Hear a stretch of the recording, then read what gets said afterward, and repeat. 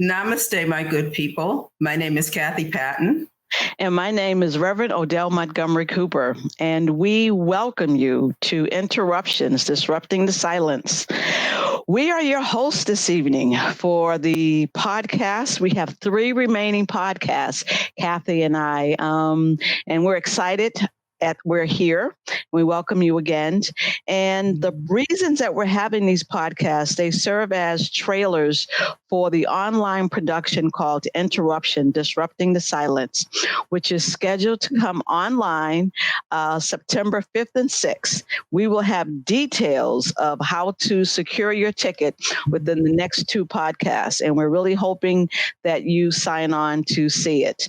But meanwhile, during these podcasts, Kathy and I are going to have real life conversations about issues that are raised in the production that have happened in our lives, interruptions that have interrupted our lives and probably yours.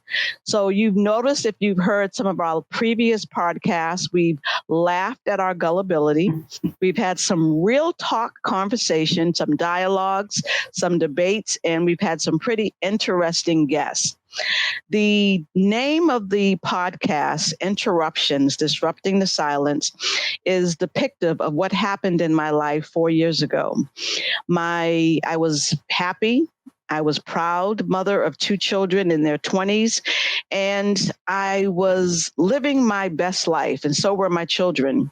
And then one day I asked my son, who was living in New York, to come home for a special event, and we enjoyed ourselves a great weekend, and 12 hours later, he was murdered by mistaken identity.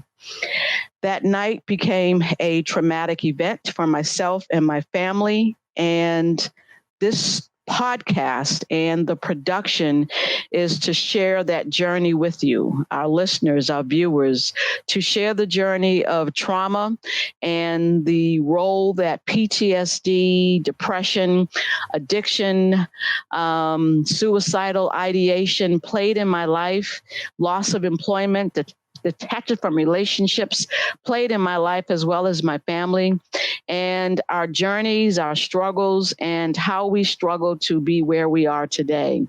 And I could tell you that I would not be here if I had not had a network of support, lots of prayers, and faith. I can tell you my faith and my network. But being a minister, I struggled with my faith. I'm not sure of what God's decision was to why he let my son die. And what we do is we have honest conversations about what that looks like. And that is why you are here today. So we thank you. We welcome you back, and glad that you are here.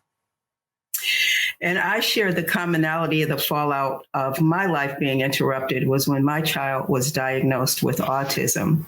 But before we get started with this evening's podcast, we ask that you please press the like button and subscribe to our program. We also welcome comments as questions, and questions, as you can see from our last podcast, because I know our viewers are out there. So we appreciate the comments and questions coming in. And then finally, please share the program. We've gotten so many comments that people are really enjoying it and are sharing with other people that they know had life interruptions. And we know that that happens. And so please share the program, because we know someone you know may need to hear it. Especially this podcast. Mm-hmm. So what happened is between the months of May and June, we had 2 table readings. And during those table readings, we had the actual cast do interviews. We had over 60 guests who was observing the production, and it was wonderful. However, during these 2 table readings, people wanted to know more about this particular scene today. So in Interruptions, the scene is called Shut It Down. We're calling this podcast Take It Back, and you will understand why. So they wanted to know more. They kept saying, how did you do this? How did you get this done? Who helped you? Well, because the podcast, because the production is only 90 minutes, we can't put 6 months into a 90-minute production. For 4 years, right? for 4 years. So the details are outlined in the book that I wrote, and we invited two very special guests to be with us today to help us discuss the details of what happened that night that we decided to take back a community. So today we have with us our special guest. We have Sergeant Anorfio, and we have Philip Kent. Welcome. Welcome. Good evening. Good evening, and thank you for having us. So my name is Philip Kent. I'm an attorney in New Haven for about the last 20 years. Currently a partner at Sussman, Duffy, and Segaloff in New Haven. Prior to that, I was a public middle school teacher with Teach for America. I've been involved in public service projects for about 20 years, and about 4 years ago, almost exactly 4 years ago, I got involved with an organization called CONECT through Reverend Odell Cooper, and largely because of the story of what happened to her son. And for those who don't know what CONNECT is, it's a broad-based, faith-based, diverse community organizing group that takes on local, state, and national issues. And I'll put in a little plug. Which hopefully will come up in front of the session, that either this special session or the next one. So thank you for having me. Sergeant. And I'm Sergeant William Onofrio. I'm a member of the Hamden Police Department. I've been there for 16 years. I met Odell on the night of April 23rd, 2016. I was a detective assigned to the Major Crimes Unit, and I was assigned to her son's homicide. And I met her that night, and I've had a relationship with her since.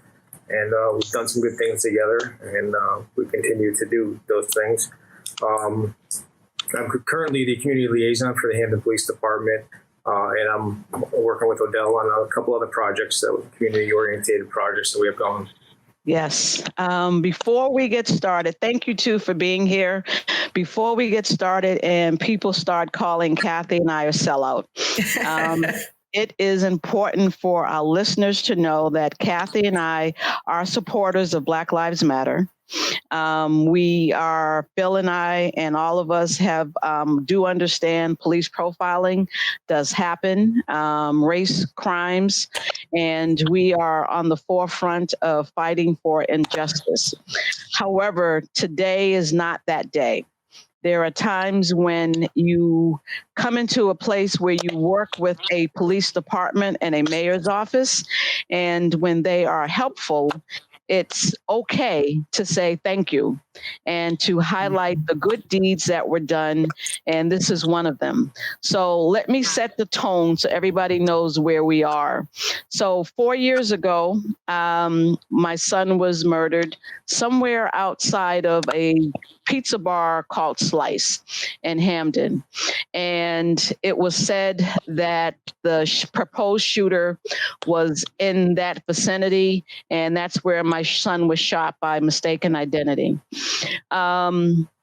Reverend Anderson, after he was murdered, I'd going through my grief and trauma.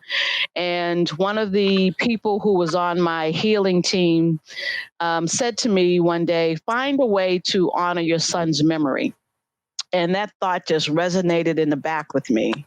And later on, a couple of months later, I heard on the news that another Black man had been shot in the same vicinity, same Friday night, same time.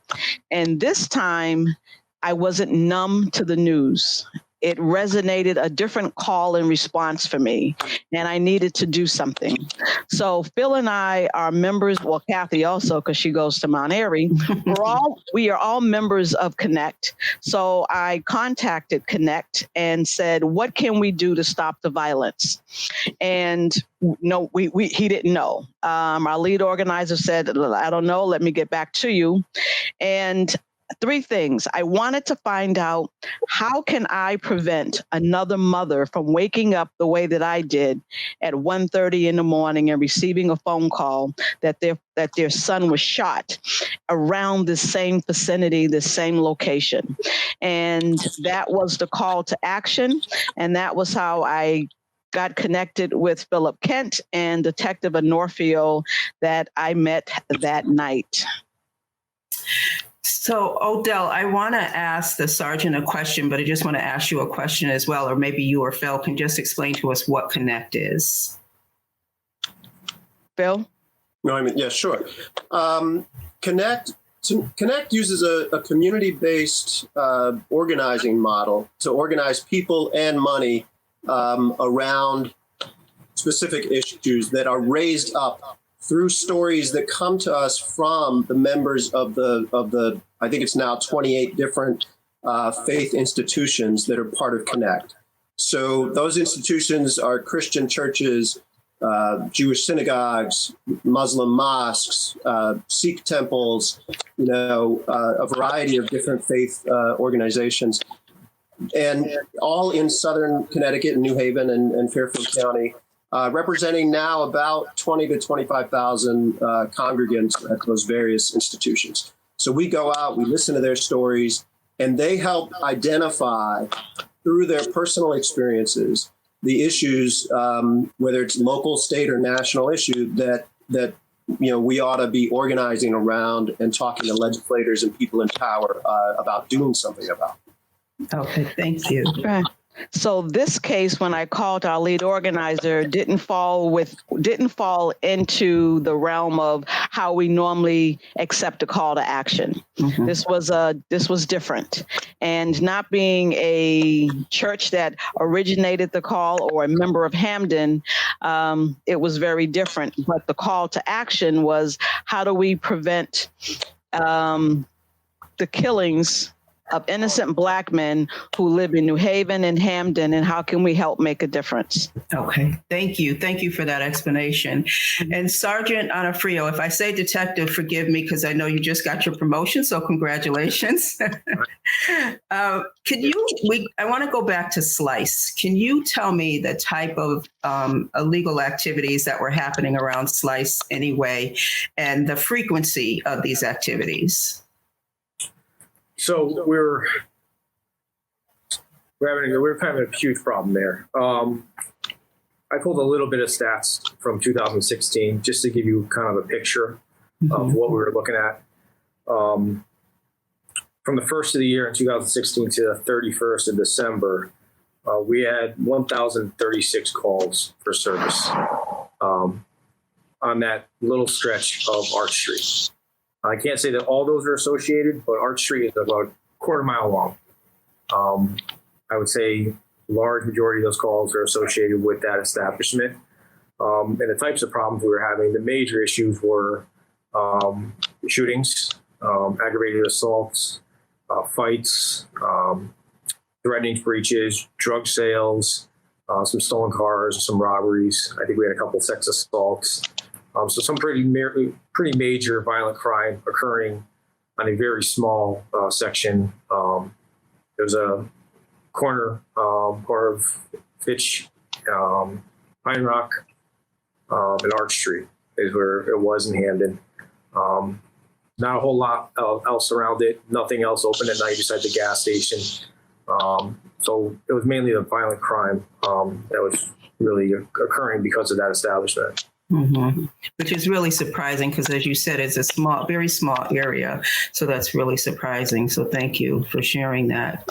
And Phil, I know we talked about your connection with CONNECT, which, forgive the pun, right?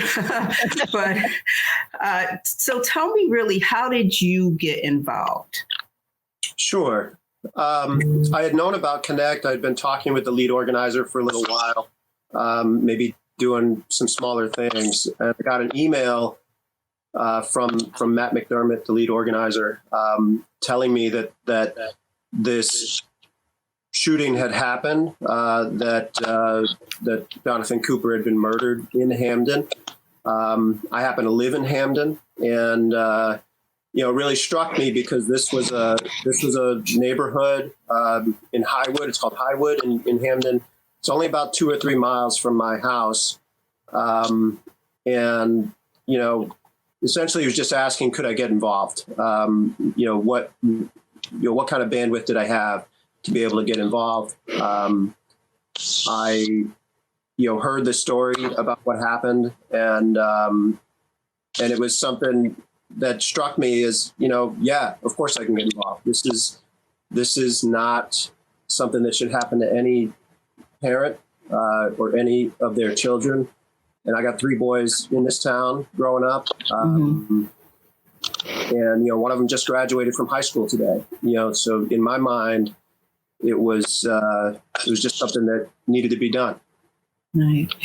So when you say you got involved, detail a little bit about what you had to do when you said you got involved. Sure. I think as Odell touched on, this wasn't the normal CONNECT sort of problem that would take a legislative fix. So we had to strategize a little bit more about how that was going to, how could we address this, and especially the violence that was going on at this establishment. Someone had come up with the idea of possibly doing a petition to remove the liquor license of this establishment, as well as trying to open a dialogue with the owners and to see whether or not they would essentially either clean it up or would we have to do some type of work to close it down, which is kind of how we were thinking about it at the time. And, there was a lot of discussion. Should we go to the liquor board? Should we go to the zoning board of appeals in town and try to deal with the establishment in some other way? Should we do a protest or some type of vigil or those type of things? But fairly quickly on the idea of doing what they call a remonstrance petition, which is under the Connecticut General Statutes 30-39, if anybody really wants to look at it. It's my job. They wanted details. Yeah. No, but it's a very straightforward process. And because it was so straightforward, I think that's one of the reasons why it was attractive. It only takes 10 residents of the town to file a petition to oppose either the granting of a liquor permit or the renewal of a liquor permit. In this case, we'd be trying to oppose the renewal. But the key is you have to do it on time, because if you don't do it prior to the renewal, they don't really look back over the prior year after they've granted the renewal in terms of anything that's happened at that establishment. You have to allege that the establishment is either an unsuitable, location or premises because maybe it's in proximity to churches or schools or something like that, or that the permittee who's going to get the license to have alcohol there is unsuitable in some way. And based on all the violent activity that was going on here, I think that was a fairly easy allegation to put forth.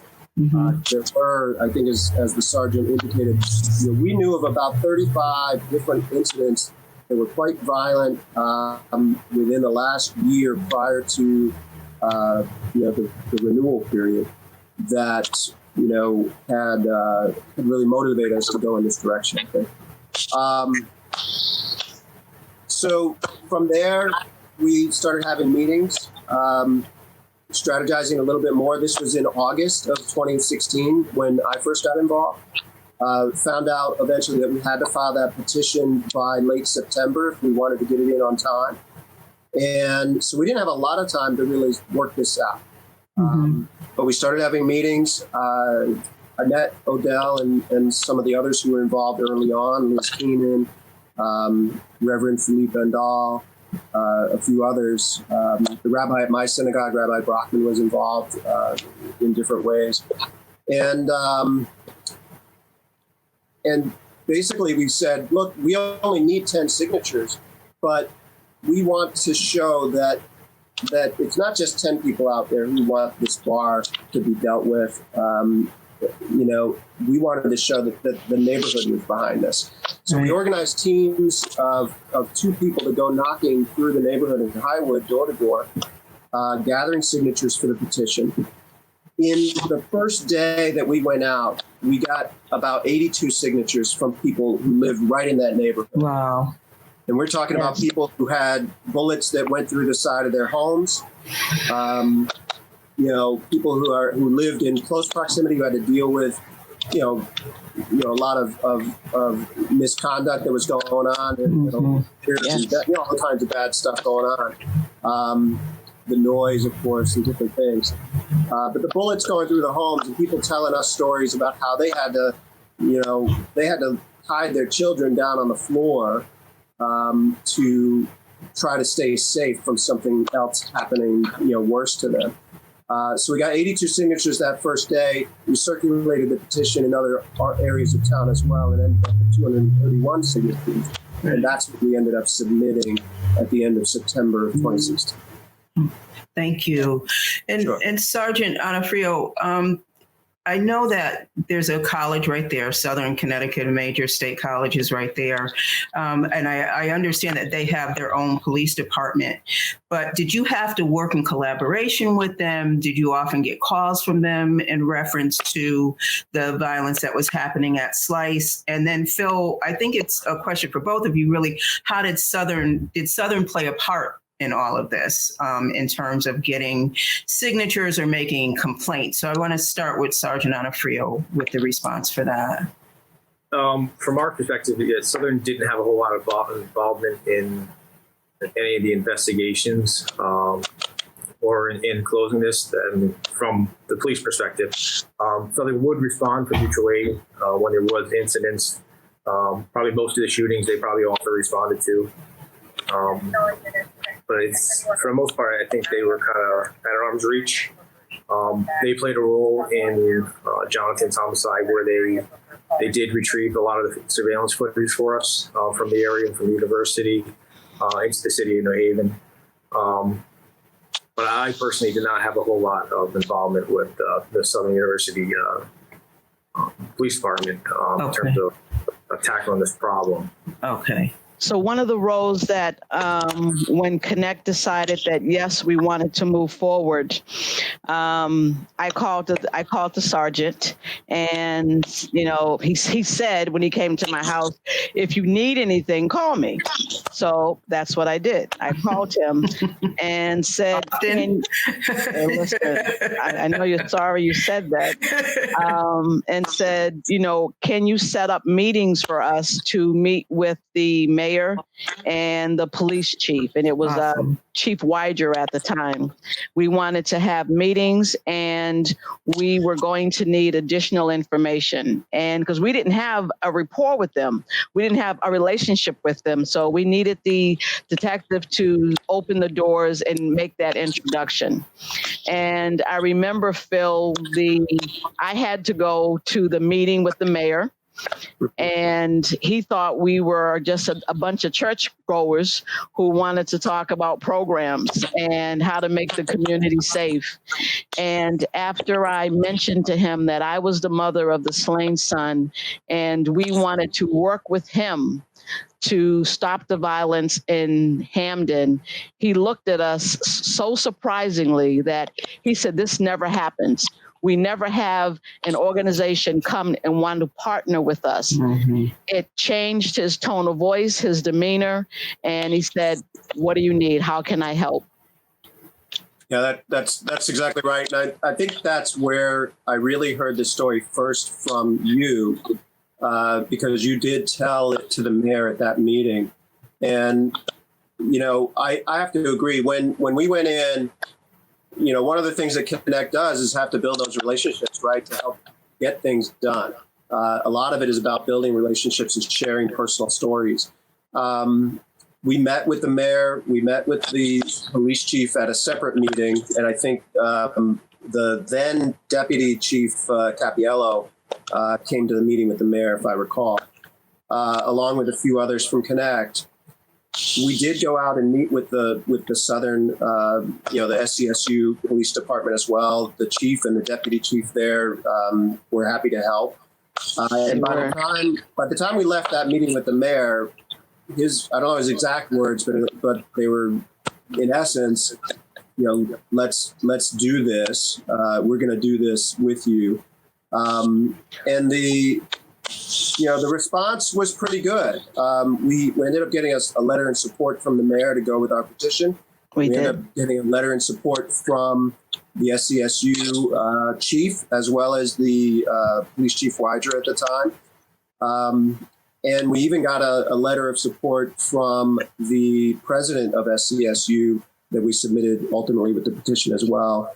And along with that, which was truly important because this ends up being, the hearings in front of the Liquor Control Board end up really being like a trial.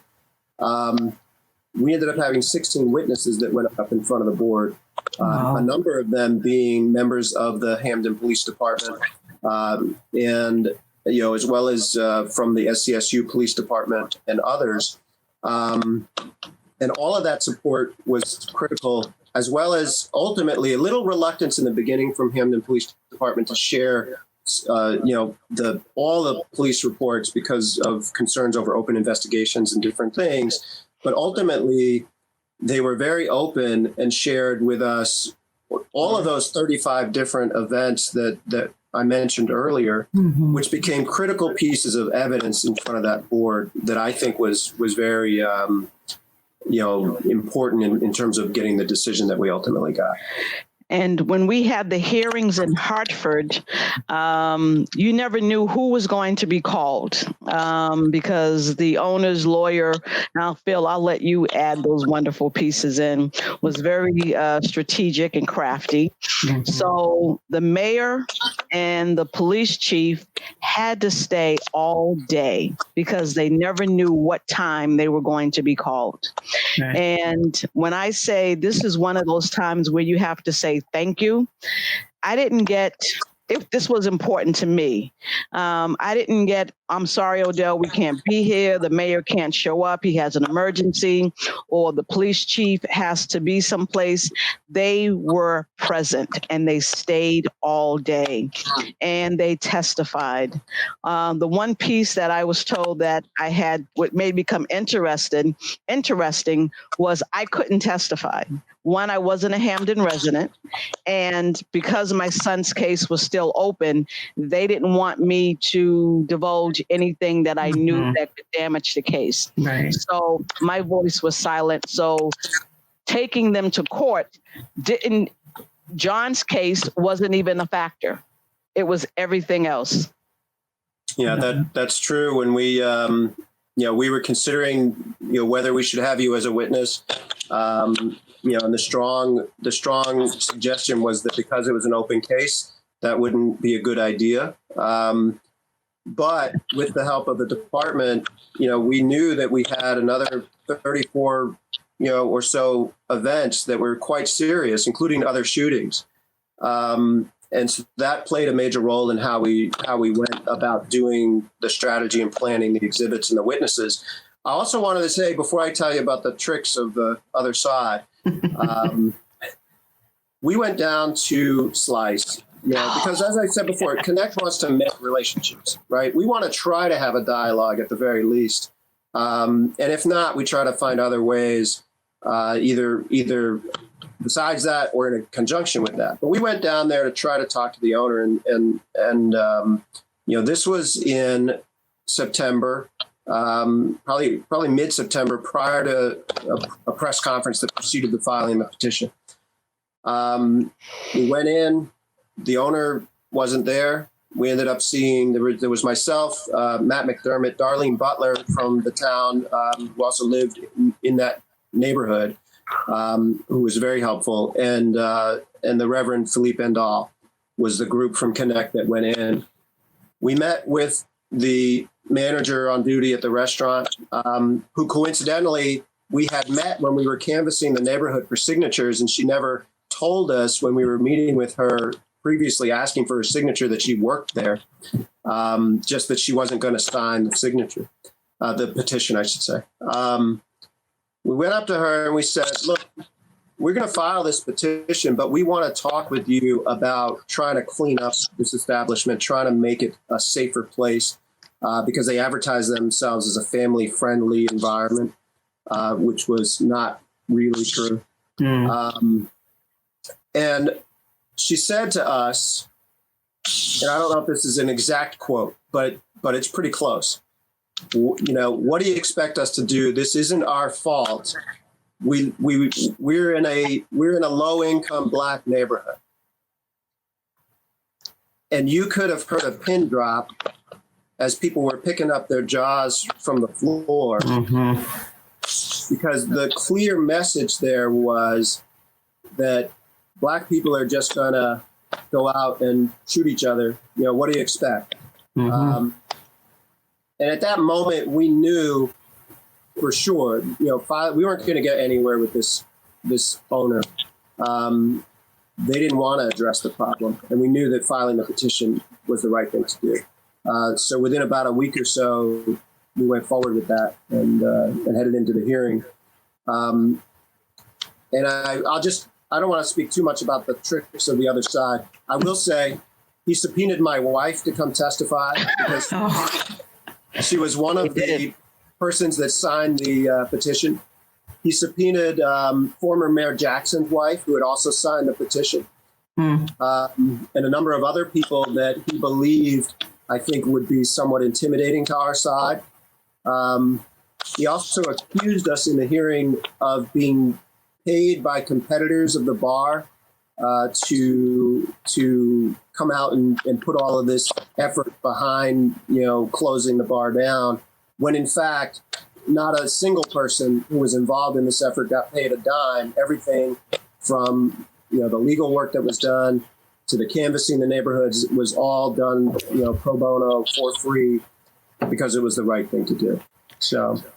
And when I heard that was her response, I remember Matt saying, Odell, we're glad you weren't there. And I'm glad I wasn't there either. So we eventually had a press conference.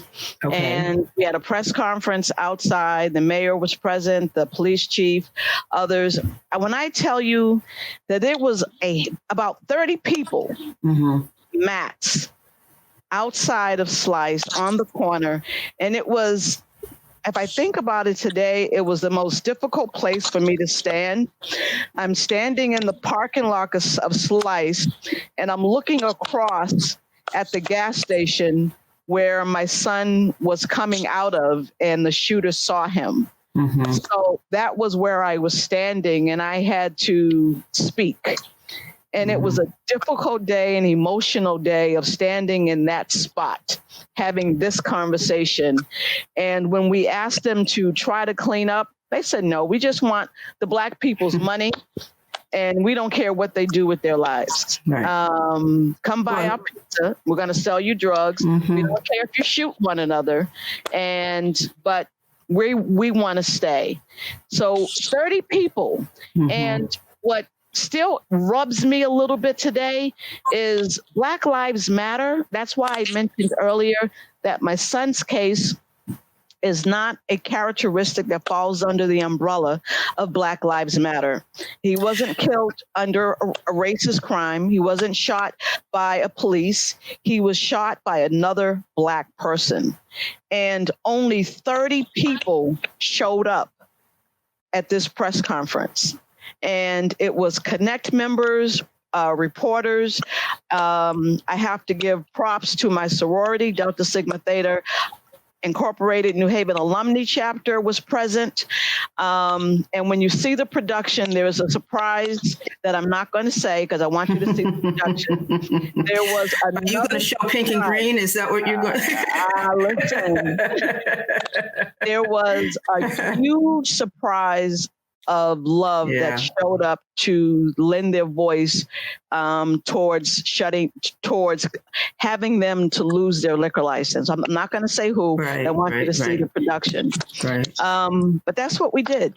So I do want to ask a question, and I wanted to ask it of all three of you, actually, because Odell, you mentioned something really important. And so I want to start with Sergeant Onofrio, then Phil, and then Odell, if you would answer last. But you mentioned the poor Black neighborhood, which I'm really just not surprised that was their emotions and their statement of what they shared. But Odell mentioned something really key, in terms of that this is not the typical type of case that goes into the media. And the reason that we know that happens is, what do you say to people when they say this is not something that will get the amount of attention that it needs? From a mother's perspective, from a community's perspective, because it was not a situation not only where a young Black man was not killed by a police officer, but was not killed by a white police officer, that it will get less attention because it was a Black on Black crime. So Sergeant Onofrio, what would you say if someone shared that with you? All right. This should have been a huge thing, and it was a flash in the pan. It was probably a news story for one day. This is actually a serial killer incident, if you really put it into your perspective. This person has killed 2 people within 24 hours, one in New Haven, one in Hamden, and has probably received one news headline, probably no follow-up. Not a huge reaction from our community, especially seeing that people were getting used to the violence in that little section of Hamden. Hearing reports of gunshots, seeing police in the area was not surprising to anybody. And like I said, we responded to over 1,000 times in the year. Yeah. So it wasn't a surprise. No. And I was a major crimes detective. Every weekend, I anticipated my phone was going to ring at 2:00 in the morning, and most weekends it did. Friday, Saturday night, I was going to be leaving my house, getting out of bed, and I was going to be going to that corner or somewhere nearby and investigating another shooting, another robbery, another assault, something associated with that. Odell posed a question to me last week at a meeting, and I didn't really know how to answer it. She asked why the Hamden Police Department, if we knew we had such an issue with this bar, why we didn't do anything to close it. And honestly, I don't know why. We investigated one incident at a time. We tried to target the bar. We sent the SWAT team in. We did drug raids there. We did as much as we knew to do in our playbook. Shutting down a business like this that was causing a problem in the neighborhood wasn't in our playbook at the time. We didn't have the community relationships. We didn't have the partnerships. We maybe didn't know how to do it. And so we let it go on. We just investigated one after another,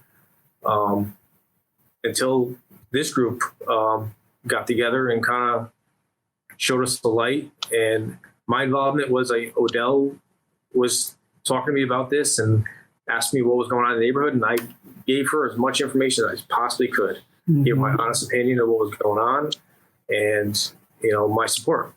Yeah. I didn't know how to do it either. I didn't know how to do this. And I just said that to Odell the other day that, I know what you did.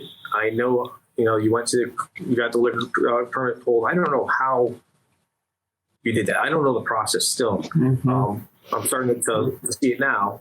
But it's all part of partnerships. And we need a resource like Phil Kent. We need a brain like that to tell us where to go and how to do it. And we didn't have that. Thank you. And Phil, what would you say? I'm going to start with thank you. I appreciate that. I think the original question was dealing with the type of crime that was going on here. I would just say, to me, living in this town, wanting to see this place to be as good as it can be, and knowing the things that have happened in town since then, there's still a lot of work to do in Hamden on all kinds of fronts. but it's work that is worth doing. And I think that there's a lot of, when we started talking to people in the neighborhood, getting personal with them, asking them what their experiences were, that was really eye-opening. I had no idea at the time that people 2 or 3 miles, down the road from me were having to endure this type of stuff. And it just really struck me. And my mom also lost, my older brother died when in his 20s. It was not a crime, but I know how that affected my mom, and that, motivated me too. But I think on the larger issue, this is the type of thing that people care about. And if you go out and talk to them, they will tell you that. But they're also, some are scared. We had people who we wanted to have witnesses who wouldn't do it because they were, legitimately afraid that something would come back on them from, other folks who, in the neighborhood who might go out and commit another crime in retaliation for a witness stepping forward, which was a real challenge in this kind of work. And the research was not promising either. I researched the 3 years of liquor-related cases prior to this case going forward, and virtually all of them granted the liquor license to the establishment or the renewal.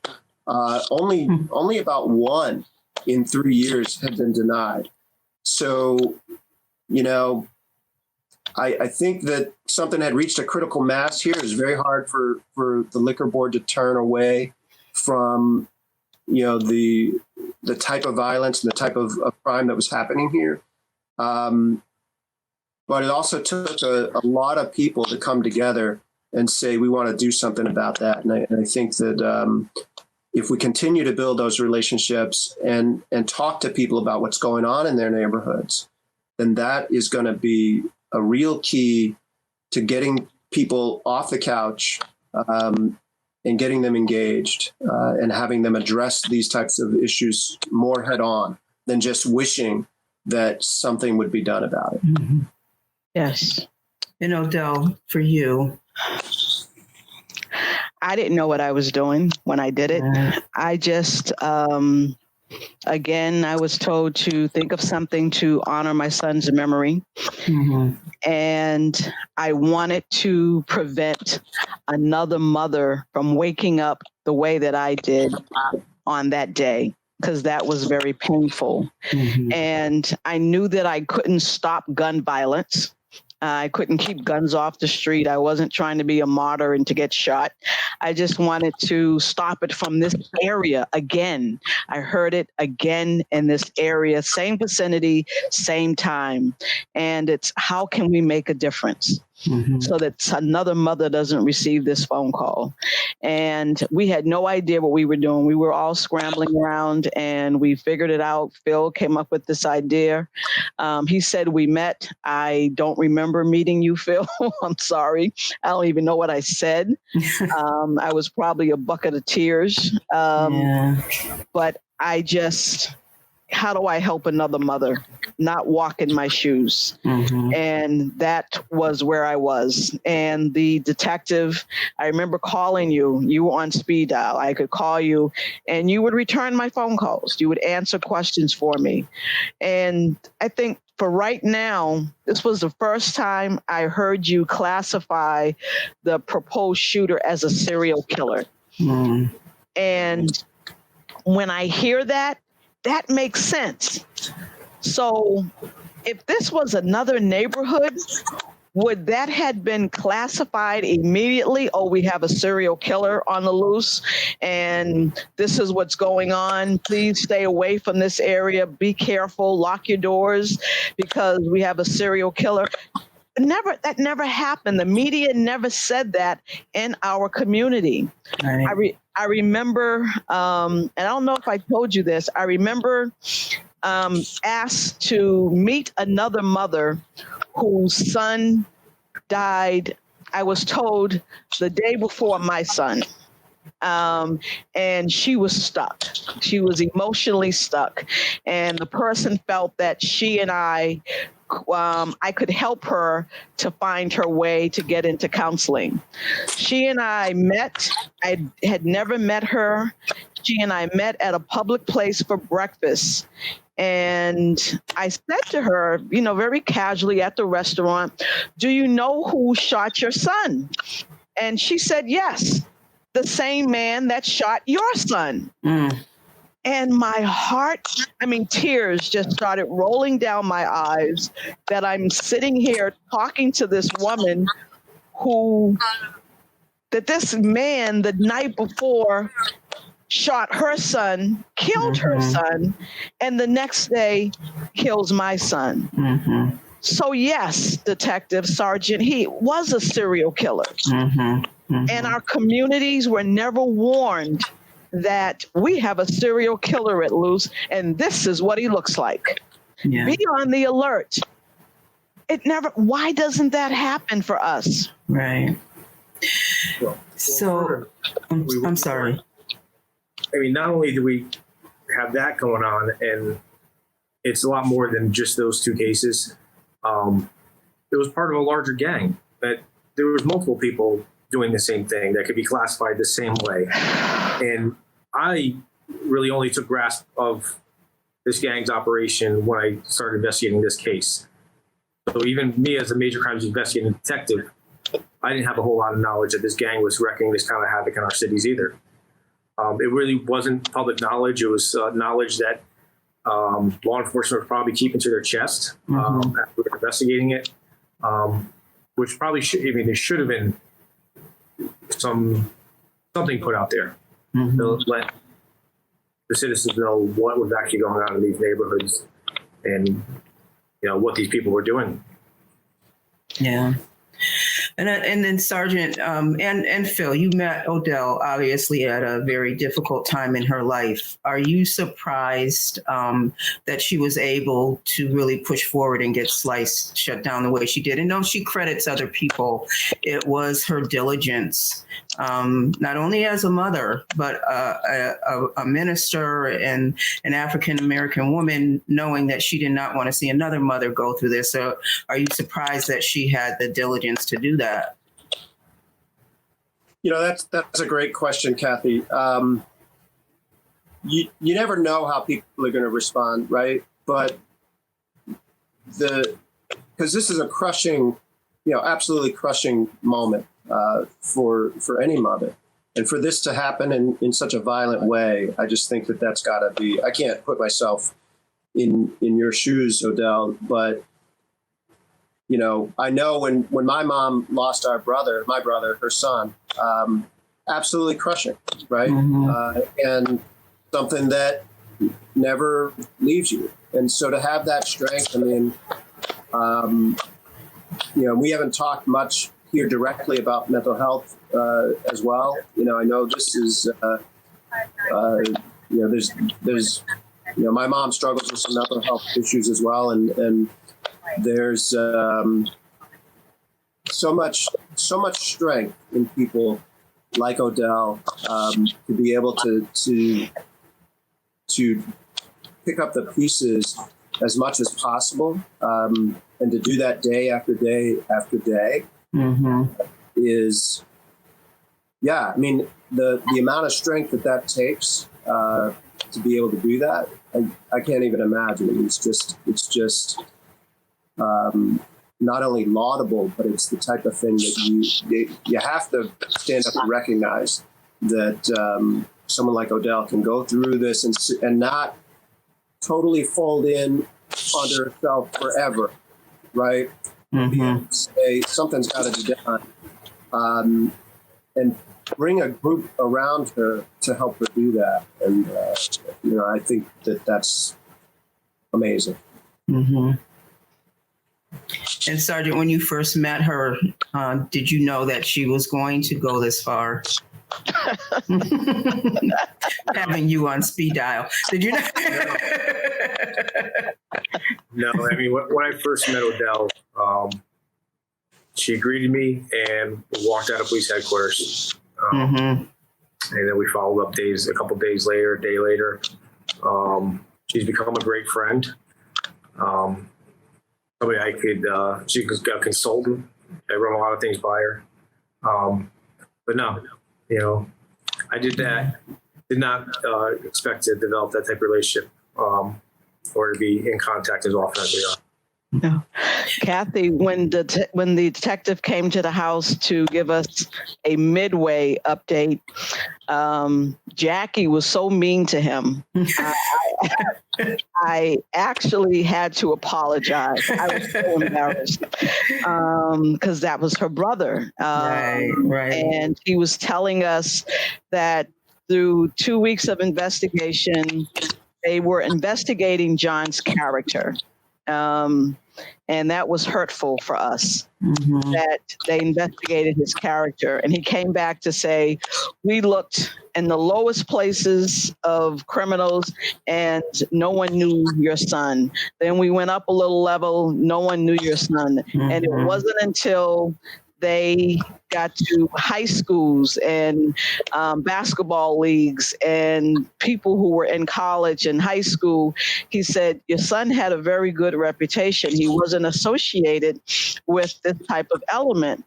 And my daughter jumped on him with all her hate and anger, like, you wasted 3 weeks. I could have told you this, and she just laughed at him, and I had to apologize. I was so embarrassed.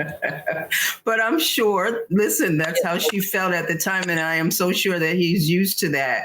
And I know, Sergeant, you said now with this promotion, you have a different type of responsibility. Can you share a little bit about what that responsibility is in terms of community? Yeah, so I'm the community liaison for our agency, and I'm in charge of the neighborhood initiative unit. I'm in charge of pretty much building these relationships and partnerships and addressing the quality of life issues, bridging that gap with our community, opening dialogue, finding what we can do better, how we can do it. Odell's not shy to tell me. No. No. So I mean, it's a lot of liaison work, but it's building partnerships like this that I didn't even know I was building. And it all came full circle. That I'm like, you know what, and like what we did was actually what we should be doing, and we should be doing that at all levels of crime and quality of life issues, any conflicts. We should have these groups to rely on and to do it together. Law enforcement can't do it alone. There's a lot that I didn't know in this case, and we can't rely on just 2 agencies, Hamden and New Haven, to police departments to do everything. We have to really have our citizens involved, and there's a lot of smart people out there. There's a lot of Phil Kents that are willing to give us advice. So that's what we're doing. That's what we're working on. The most important part was my son lived in New Haven. The shooter lived in New Haven, but the crime happened in Hamden. So Hamden was the one that was that had to solve the crime. Okay. But detective, there is a police Sergeant, I'm sorry. You're on my phone as detective and Sergeant B. Could you please? There is now a new facility in that same location where Slice used to be.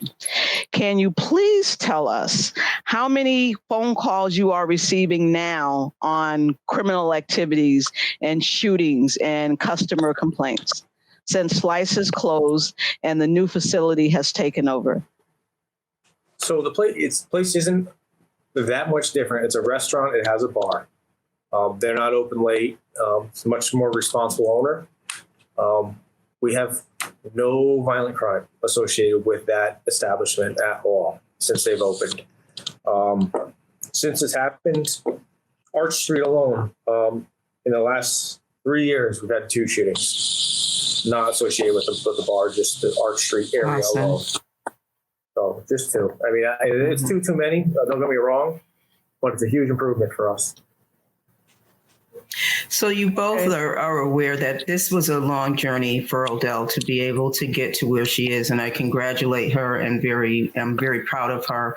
I also would take liberty to say that I believe, Sergeant, and I would think you would support this, that based on the work that she's done, it's kind of helped you formulate trainings for your current police staff and how to handle situations such as this and families as well, which we know as a community is really important. And also want to include Phil's comment in terms of people with mental health, that also should be included in the training as well, dealing with persons with mental health and families of people with mental health. So again, I want to congratulate her for doing this, and thank you both for being our guests on the show this evening, and want to turn it back over to Odell. Thank you. You two know I love you dearly. You have always will have a special place in my heart. You call, I'm always available. And I'm glad that Hamden area is a lot safer. So thank you. Sergeant, you have to know that we are trying to establish a partnership with CONECT so that we have a seat at the table that you're having every month. That we are present with you and supporting you, because like I said, when you're doing good, we need to support good. And we are here, CONECT is here to support you. Thank you. And You're your always initiative. welcome, and I appreciate it. I will be there. So our time is up, and want to say thank you to our listeners. Next week we have another podcast. Yes. The podcast is called Who Wants to Talk About That? And in this podcast, again, it's a scene from the production where we're wrapping up issues and talking about issues on mental health, suicidal ideation, stress, anxiety, all the things that nobody wants to talk about. So it's labeled Who Wants to Talk About That? And that's what we're going to talk about next week. Our guest is the Reverend Ina Anderson. You'll learn more about her next week. She is also the writer and director of the production. And in case I wasn't clear, Phil and Detective, you're both in Interruptions. You're in the production. Phil, your name is mentioned, and Sergeant, you're doing a voiceover. Is that correct? Absolutely. Okay. Oh, that's awesome. So yes, and doing a voiceover. So if you want to learn more about Interruptions, you can text INT to 64600 and download my virtual business card. It's an easy card. Again, you can text INT to 64600.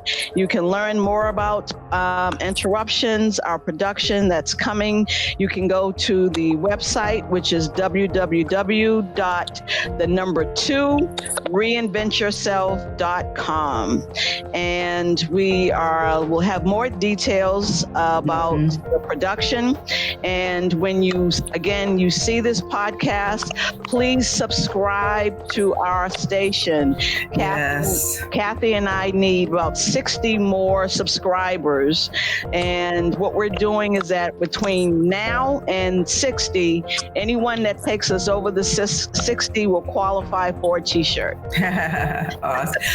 And Odell, before you close out, can you just share what our viewers will be seeing before we close out the podcast? So before this closes, you will see the interview that was taken by, I think it was Fox 61, I believe it's a local station. When Slice lost their liquor license, I was on the road coming back from vacation, and the reporter called me. She ran to my house, did a quick interview, and in that shows Slice, an interview with me. They did a phone conversation with Chief Wydra and Mayor Lang, and that's what you'll see. So that's what you'll see in the video. All right, great. Thank you. And we are so excited to see everyone next week. And thank you both again for joining us this evening. Thank you for having us. Thank you. Thank you. Proud, elated, glad justice has been served. That's how Odell Montgomery Cooper feels about Slice Pizza Bar not being able to renew their license. Her 24-year-old son, Jonathan, was shot dead outside by the restaurant last year. It was a case of mistaken identity. We just wanted to make sure that the neighborhoods were safe, that our children are safe who decide to go out and to have a drink. Over 200 signatures were collected from Hamden residents on their liquor privilege. Their decision supported by the town, the police chief, the Department of Consumer Protection, who issued this statement saying, quote, "The Liquor Control Division at the Department of Consumer Protection conducted a thorough investigation, and the Liquor Control Commission heard 3 days of public comment before deciding to deny the restaurant liquor permit for Slice." Police Chief Thomas Wydra said just 3 weeks ago, another shooting took place outside of Slice after a gambling incident went wrong. We obviously had some bad people hanging out at Slice and then engaging in violence outside of the doors, either at closing time or when disputes have happened within the bar. Right around the corner from Slice is Southern Connecticut State University. One student we spoke to says he feels safer knowing their renewal was not granted. In life, like, you might come across certain stuff, and honestly, Southern Police do a great job at making us feel safe. While they can no longer serve alcohol, Slice remains open for food. Now, the owners of the restaurant say they feel as if they are being unfairly blamed and that the town should instead focus on eliminating people that is causing this crime. Live in the New Haven Bureau, Carmen Chow, Fox 61 News. Thank you, Carmen. Hamden's mayor also issuing a statement on the violence at Slice, saying in part, "I'm very proud of Hamden's outstanding law enforcement and so thankful to CONECT, who put such tireless effort toward working to reduce gun violence in our society."